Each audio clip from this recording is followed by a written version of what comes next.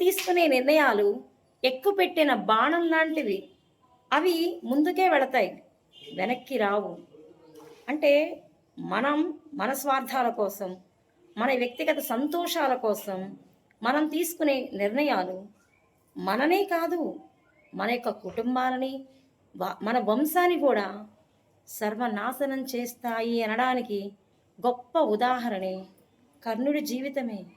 ఒక వివాహం కాని స్త్రీ కోరుకోని కోరిక కోరుకుంది, ఒక బిడ్డనివ్వమని. ధైర్యంగా ఆ బిడ్డను లోకానికి చూపించకుండా అలా వదిలేసింది.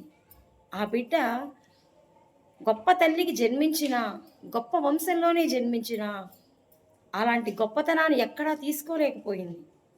అలా ఎదిగి, అంటే ఎన్నో సుగుణాలున్నాయి. ఆ ఎన్ని సుగుణాలున్నా వ్యక్తిగా ఒక చెడ్డ పేరే తెచ్చుకున్నాడు.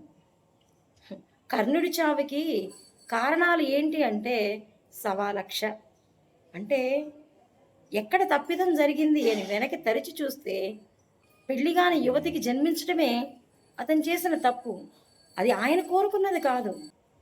ఆడది తప్పు చేస్తే దాని యొక్క ఫలితం ఆమెకే కాదు, ఆమె బిడ్డకి. అంటే ఒక మగవాడు కూడా, ఇంటి ఈ సమాజంలో మగవాడికి కూడా ఒక విలువ, గౌరవాలు, అంటే మగవాడు ఏం చేసినా రైటు అనే స్థితి కూడా మారిపోయి కర్ణుడి జీవితం ఎంత అంధకార బంధనం అయ్యిందో.